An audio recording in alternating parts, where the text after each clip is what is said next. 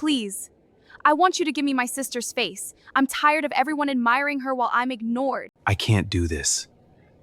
It's illegal. If anyone finds out, my career will be over. If you do this, her future fiancé, who will become my future husband, is a billionaire. I promise I'll reward you richly. In the heart of bustling Lagos lived twin sisters who looked exactly alike but carried completely different souls inside them. Their names were Adesewa and Adetun. From childhood, people in their neighborhood often said, one daughter brought peace into the house. The other brought storms. Adesewa, the older twin by just 7 minutes, was known everywhere for her kindness, intelligence, and grace.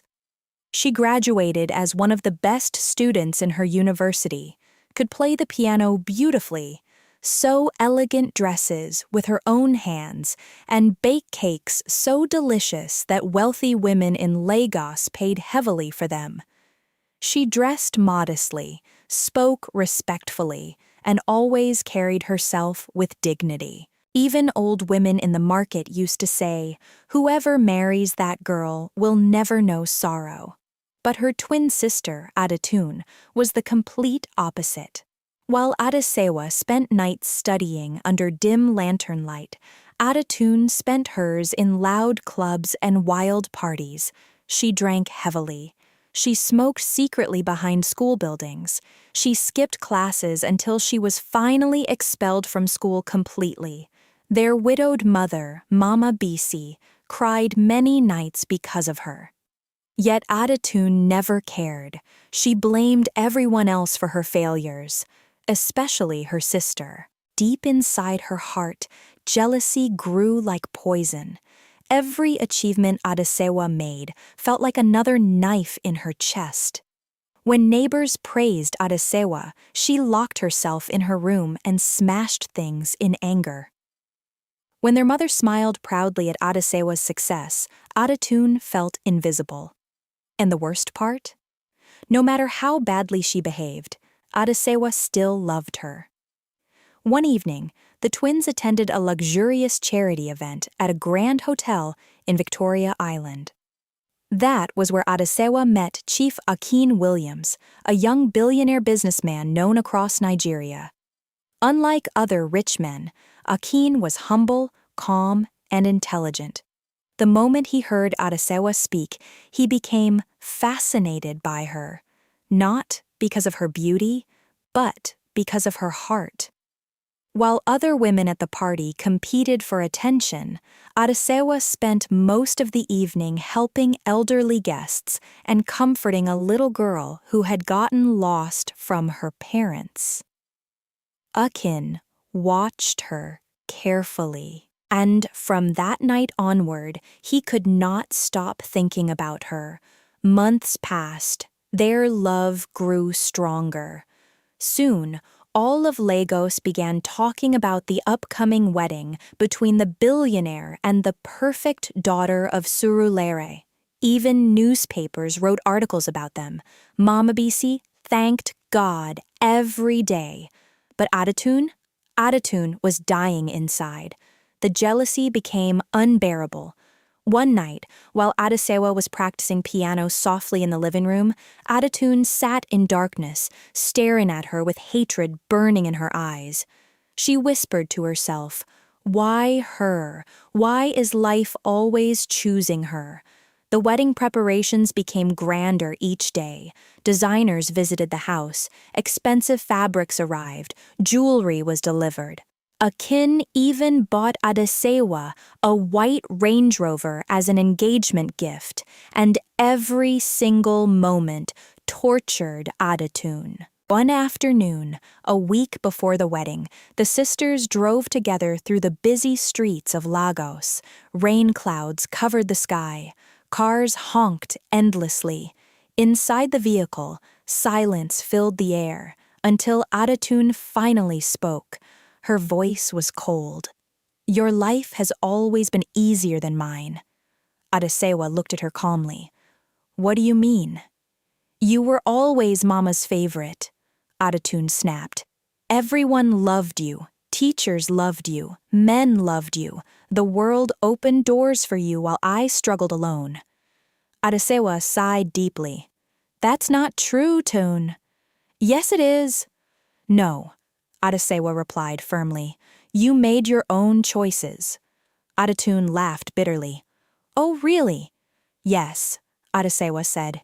If you had treated people kindly, if you had focused on your future instead of destroying it, your life would be different today. The words hit Adetoon hard. Then Adesewa added something that changed everything forever.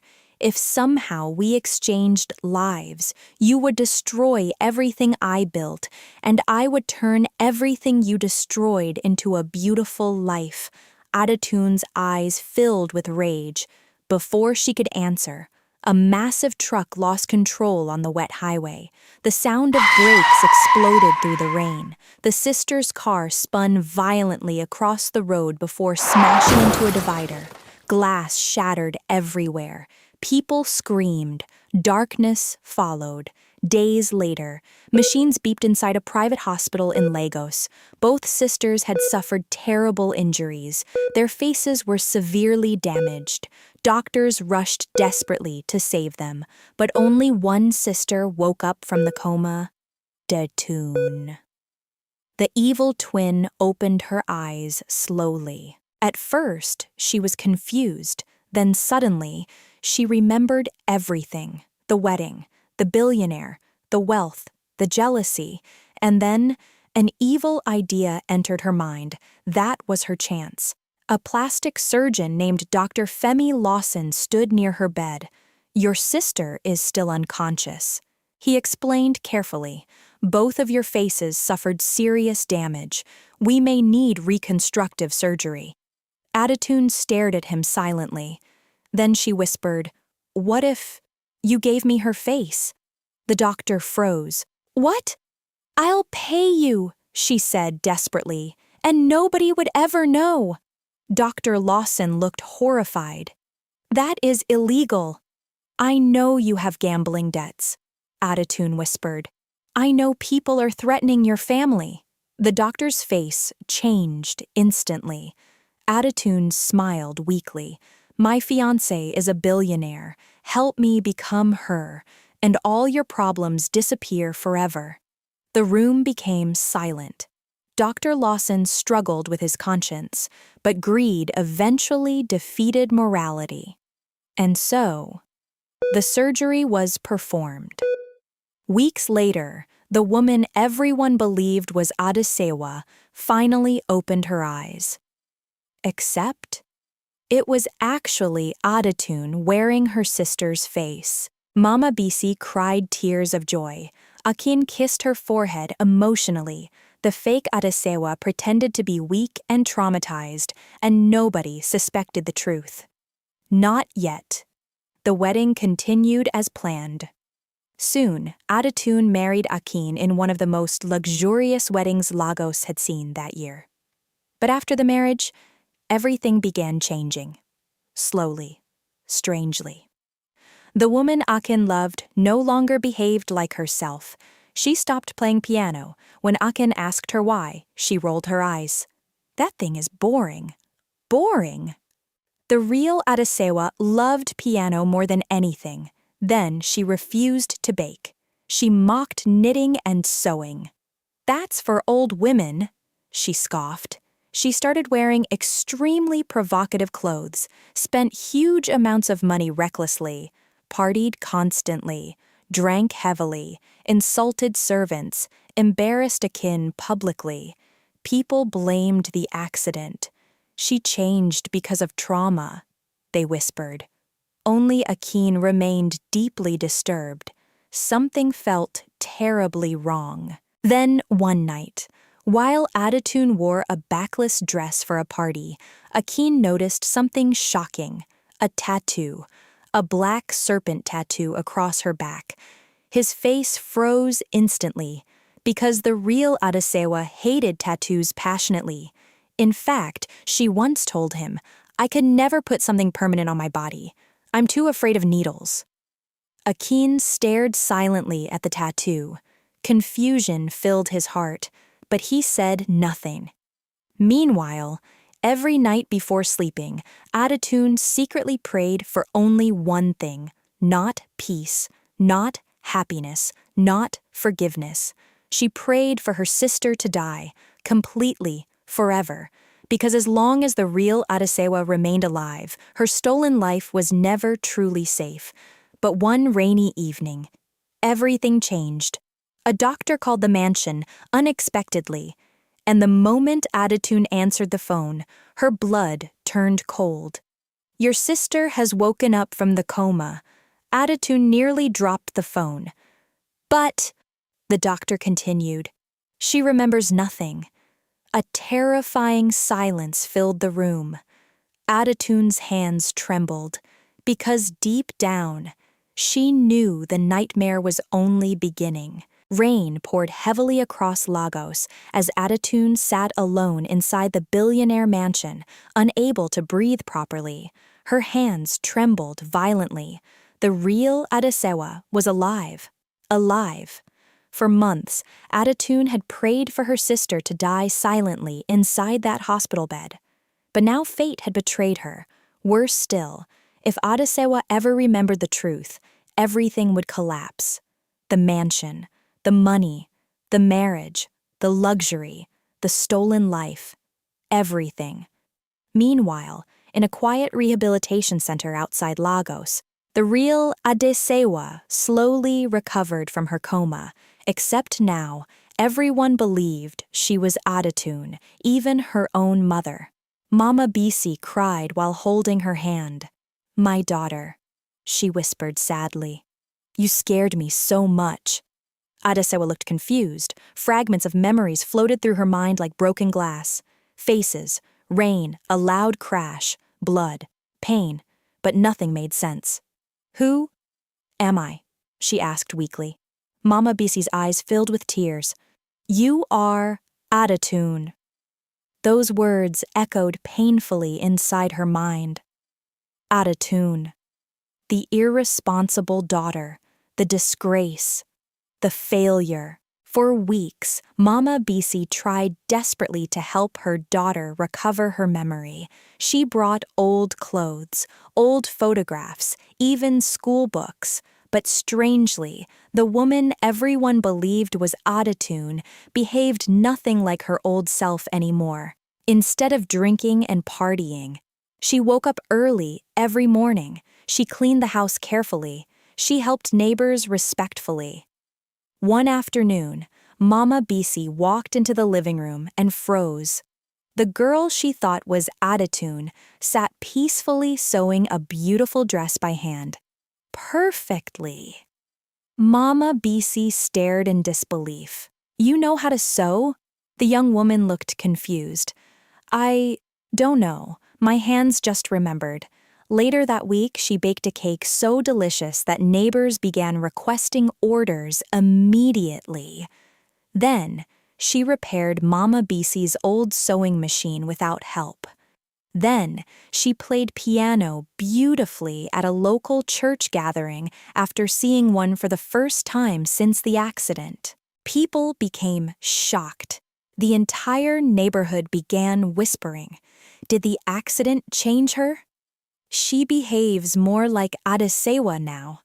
Even Mama Bisi became confused. Sometimes when she looked into her daughter's eyes, she felt she was speaking to the wrong child.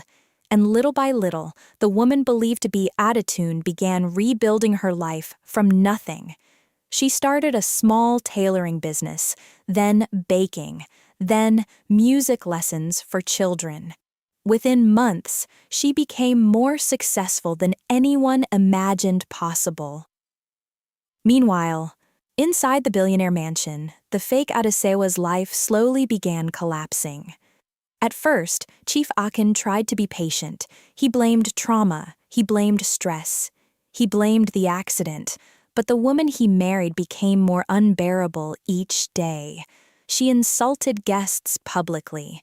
She wasted money recklessly. She disappeared to clubs almost every night. Sometimes she returned home drunk at sunrise. The servants feared her. Business partners mocked Akin behind his back. And worst of all, she no longer felt like the woman he loved. One evening, Akin found her dancing wildly with strangers at a nightclub while gossip blogs filmed everything. The next morning, he confronted her angrily. "What has happened to you?" Adatun rolled her eyes. "Oh, please, stop acting like my father. You are destroying yourself." "No," she snapped. "I'm finally enjoying life." Akin stared at her silently. Then he asked carefully, "What about your values, your dreams, your music, your baking?" She laughed loudly. "Who cares about those boring things?"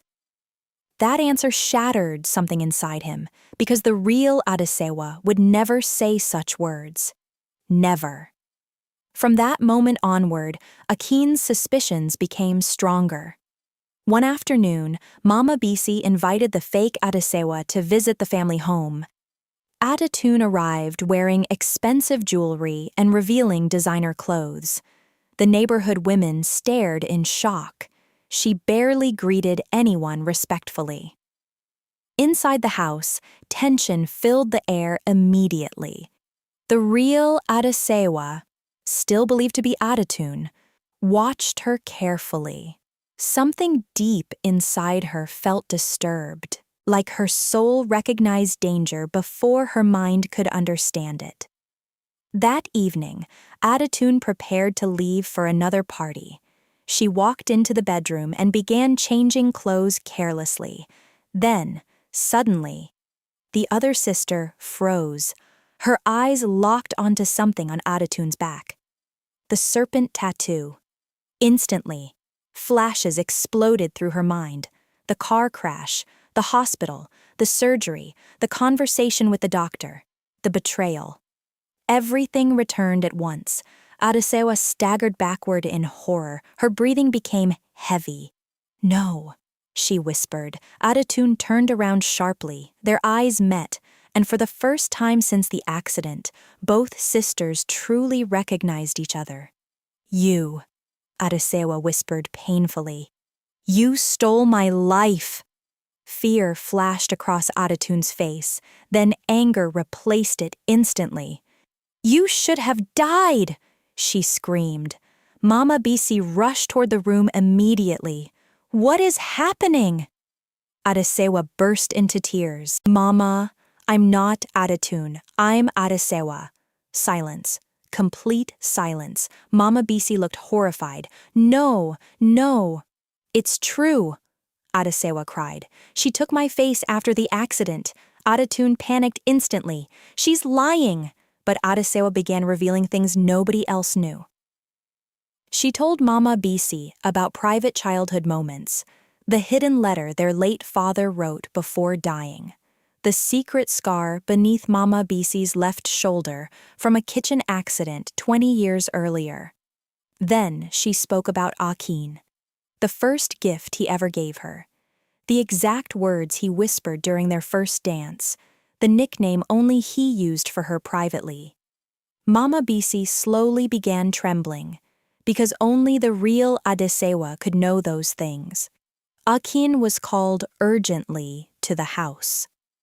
At first, he refused to believe the impossible story, until Adesewa looked into his eyes and softly said, "You once told me you loved me because I made you feel peaceful inside, and during our first date, you spilled wine on your white shirt and became embarrassed in front of everyone." Akin's face turned pale. Nobody else knew that. Nobody. Tears filled his eyes. Then Adesewa whispered the final proof. "You asked me to marry you under the yellow lights near the ocean at Tarkwa Bay, and you said, even if the whole world changes, promise me your heart never will."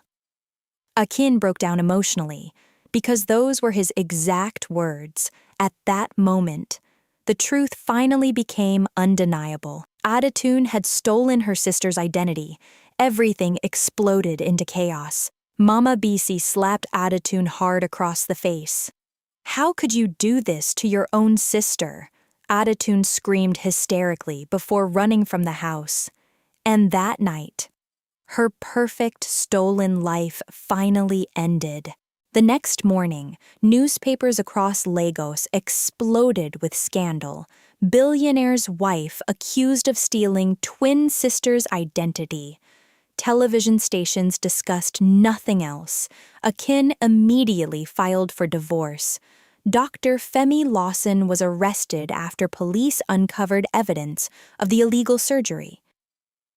But Adatun was nowhere to be found. She disappeared completely. For days, nobody knew where she was hiding, until one terrifying night. Mama Bisi and Adesewa sat quietly inside the family home when suddenly, bang! The front door burst open violently. Adatun entered holding a pistol. Her eyes looked wild and broken. "If I can't have this life," she screamed, "then nobody will." Mama Bisi cried in fear. Adesewa stepped forward slowly. "Tun, please." "You stole everything from me," Adatun shouted. "No," Adesewa replied softly through tears. "You destroyed yourself." Those words shattered the last piece of sanity inside Adatun. She pointed the gun directly at her sister, but before she could fire, police officers stormed into the house. "Drop the weapon." Adatun tried to run, but officers tackled her to the ground immediately. As they dragged her away screaming, she stared at Adesewa with hatred burning in her eyes. But this time, nobody believed her lies anymore. Months later, peace finally returned.